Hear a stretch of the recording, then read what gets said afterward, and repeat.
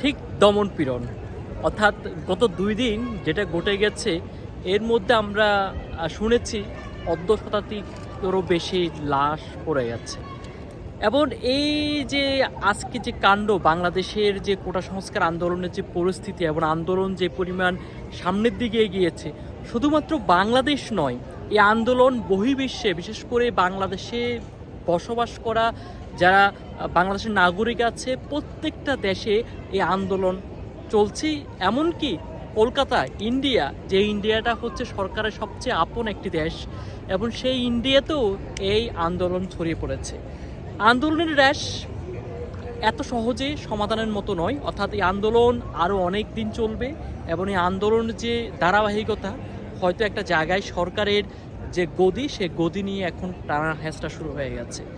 তবে কিছুক্ষণ আগে আমরা যে নিউজটি শুনেছি সেটা হচ্ছে যে সরকার এখন সেনাবাহিনী মোতায়েন করেছে, যেসব জায়গাতে সেনাবাহিনী বিশেষ করে সংঘর্ষ বেশি, ওইখানে বেসরকারি বাহিনীকে সহায়তা করার জন্য সেনাবাহিনী সাহায্য করবে। আর এর সাথে সাথে আজকে সেনাবাহিনীর পাশাপাশি কারফিউ জারি করা হয়েছে এবং এই কারফিউ চলমান থাকবে এবং সেনাবাহিনীর পাশাপাশি। এই যে সেনাবাহিনী এবং কারফিউ, এটা নিয়ে অনেকের মধ্যে অনেক প্রশ্ন থাকতে পারে, আসলে কোন পক্ষের লাভ বেশি হবে। আমরা আমাদের গত কয়েক বছরের সেনাবাহিনীর যে আচরণ, আমাদের সেনাবাহিনীদের ইউএন আমরা যেটা বলি জাতিসংঘের সেনাবাহিনীদের অনেক ভালো সুনাম আছে, কিন্তু সেই সেনাবাহিনী বাংলাদেশের যে অবস্থা, বাংলাদেশের যে পরিস্থিতি, সেই পরিস্থিতিতে সেনাবাহিনী আমাদেরকে তেমন একটা হেল্প করেনি। যেমনটা আমরা 18তে নির্বাচনে দেখেছি, সেনাবাহিনী থাকা সত্ত্বেও রাতে ভোট হয়ে গেছে। সেই ক্ষেত্রে সেনাবাহিনীর উপর আমাদের আস্থা রাখা বা সেনাবাহিনীর কতটুকু আমাদের অধিকার অর্জনে বা আমাদের অধিকার রক্ষার্থে কাজ করবে, সেই ক্ষেত্রে আমরা অনেক বেশি সন্দিহান। অর্থাৎ সেই ক্ষেত্রে সেনাবাহিনী মোতায়েন করাটা সরকারের একটি নতুন কৌশল হতে পারে। এবং এর পাশাপাশি সরকার যে একটা নরবর ভীতির উপর আছে, সেই ভীতটা একেবারে স্পষ্ট। তারপরেও এই সেনাবাহিনী মোতায়েন করা, কারফিউ জারি করা, এই জায়গাটাতে কি সত্যিকার অর্থে কোটা আন্দোলন, বিশেষ করে বাংলাদেশে যারা সরকার বিরোধী এখন যে আন্দোলনে সামিল হয়েছে, যারা এখন সরকার বিরোধী স্লোগান দিচ্ছে, তাদের জন্য কতটুকু উপকার হবে? আমি সেনা মোতায়েনের ক্ষেত্রে জনগণের একটা জায়গায় খুব আন্দোলনকারীদের উপকার হবে, সেটা হচ্ছে শুটিং যে জায়গাটা, যেটা যে হারে পুলিশ মারমুখী ভাবে ছিল, সেনাবাহিনী সে জায়গাটাতে হয়তো যাবে না। কারণ এখানে জাতিসংঘের একটা চাপ থাকবে, এবং জাতিসংঘের যখন চাপ থাকবে ইন্টারন্যাশনালি, এখন কিন্তু বাংলাদেশের কিন্তু বারবার বলি, এই যে আন্দোলনটা কিন্তু বাংলাদেশের একার নয়, এই আন্দোলনটা বহির্বিশ্বেও ছড়িয়ে গেছে। এবং জাতিসংঘ, বিশেষ করে পৃথিবীর বড় বড় ইউরোপীয় ইউনিয়ন থেকে শুরু করে আমেরিকা থেকে শুরু করে প্রত্যেকেই বাংলাদেশের দিকে তাকিয়ে আছে। সেক্ষেত্রে সেনাবাহিনীর মারমুখী আচরণটা তেমনটা থাকবে না, এটা আমার কাছে মনে হয়েছে।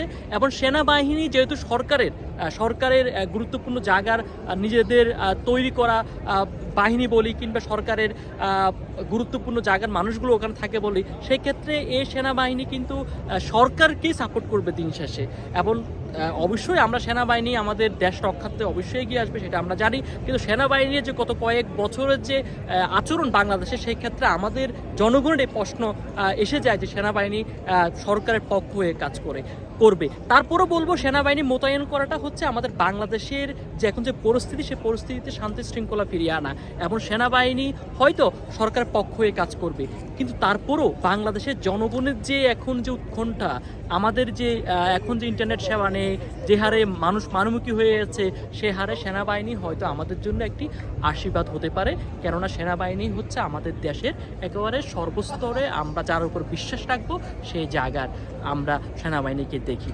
এবং যারা এখন আন্দোলনকারী, তারা কি তাহলে মাঠ ছেড়ে দিতে হবে, বা সেনাবাহিনীর উপরে আস্থা রেখে মাঠ ছেড়ে দিবে কিনা, কিংবা মাঠ ছাড়লে কতটুকু তারা লাভ হবে?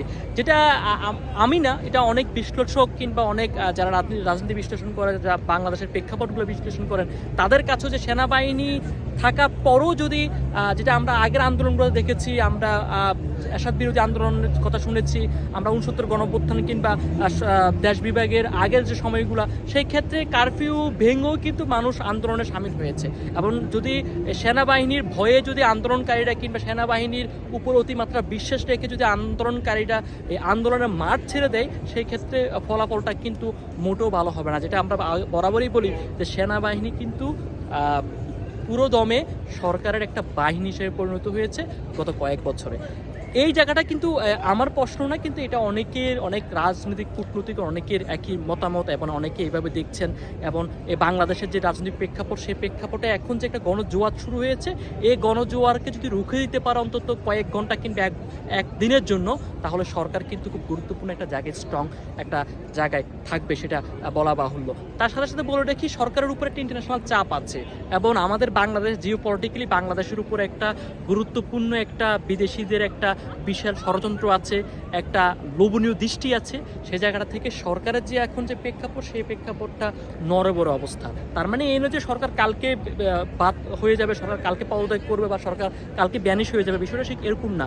দীর্ঘদিন 14 বছর সরকার ক্ষমতা ছিল, সরকারের বিভিন্ন জায়গায় কিন্তু মানুষ বা বিভিন্ন জায়গায় কূটনৈতিক বিভিন্ন পরামর্শ সেট করা, অর্থাৎ সরকার কিন্তু এত তাড়াতাড়ি গদি ছাড়বে এটা মনে করাটা বোকামি।